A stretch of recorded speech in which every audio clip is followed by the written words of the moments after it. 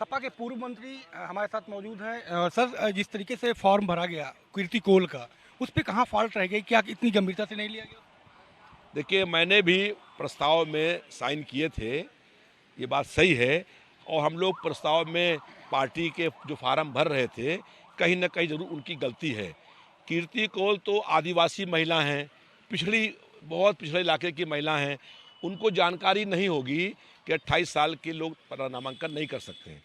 लेकिन जो फार्म भर रहा है, कहीं ना कहीं जरूर उसकी गलती है। और ये सबको मालूम है कि विधान परिषद के लिए 3 साल की उम्र कम से कम होनी चाहिए। ये गलती हुई है। इससे नुकसान ये हुआ है कि हम लोग एक संदेश जो दे रहे थे, वो संदेश नहीं दे पाए। और ये सीट जीतते हम लोग इस रूप से, और ये सीट जब जीतती तो एक बड़ा संदेश जाता। एक और बड़ी साजिश हुई है। जब नामांकन करने के लिए हम लोग गए, मैं खुद गया, और जब फार्म दिया गया तो मैंने वहाँ बैठे हुए सचिव से पूछा कि फार्म में कोई गलती तो नहीं है, फार्म ठीक है। उसने पूरा फार्म चेक किया, और फार्म चेक करने के बाद कहा कि हाँ, कोई गलती नहीं है। अगर उस समय वो कह देते कि इनकी उम्र 28 साल की लिखी हुई है, तो कोई और वहाँ पर मौजूद आदमी व्यक्ति अपना नामांकन कर देता। तो ये जो है सरकार की साजिश थी। सरकार भी जान गई थी कि चुनाव वो लोग एक सीट हार जाएंगे, इसलिए ये साजिश करने का सरकार ने भी काम किया है। अगर अधिकारी निष्पक्ष होता तो वो कहते कि इनकी उम्र 30 साल नहीं है, 28 साल की है, और यहाँ 30 साल कम से कम होना चाहिए। तो ये भी जो है एक प्रकार इस मुद्दे पर अखिलेश जी से आपकी बात हुई? इस मुद्दे पर हम जा रहे हैं, हम लोग बात करने के लिए। और राष्ट्रीय अध्यक्ष जी पार्टी कार्यालय में हैं, लोगों को बुलाया गया, उनसे बात करेंगे, पूछेंगे कैसे ऐसी जो है भूल हो गई है। जिस रूप से ये एक बड़ी भूल है, और ये इसकी पुनरावृत्ति ना होने पाए कभी भी, तो उसका हम लोग प्रयास करेंगे। और जब प्रस्तावक जो होता है, कम से कम उसको पूरा फार्म पढ़ने रहिए। हम लोगों को अनुभव है, हमको इस बात का दुख है कि मुझे जानकारी है, मुझे अनुभव है, और हम उसके प्रस्तावक भी हैं, लेकिन हमको फार्म पूरा दिखा देते तो उसको हम चेक कर लेते, बता देते कि इसमें ये कि रामगोपाल जी मिले जाकर के शिवपाल जी इस चिट्ठी को खूब वायरल कर रहे हैं।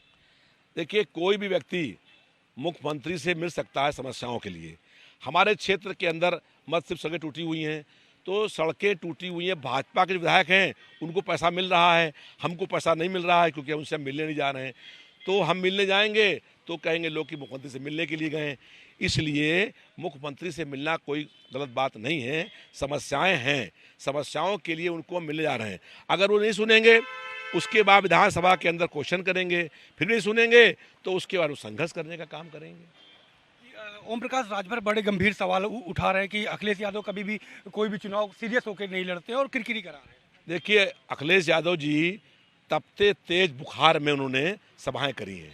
अखिलेश यादव जी ने 18 घंटे रथ के ऊपर यात्राएं करी हैं। ओम प्रकाश राजभर जो हैं, ये मंत्री बनने के लिए बहुत परेशान हैं, और ये इसलिए सभा में आए थे कि इनको मालूम हो गया था कि अखिलेश यादव जी मुख्यमंत्री बनने वाले हैं। प्रदेश में परिवर्तन और बदलाव की लहर चल रही है, इसलिए अपना चुनाव जीतने के लिए समाजवादी पार्टी में आए थे। अगर उनकी हिम्मत है तो गठबंधन तोड़ दें और चुनाव लड़े फिर से, तो मालूम हो जाएगा कि उनको क्या परिणाम आता है। तो इसलिए वो खुद मंत्री बनने के लिए बहुत ललायत, बहुत परेशान है। शुक्रिया हमसे बात करने के लिए।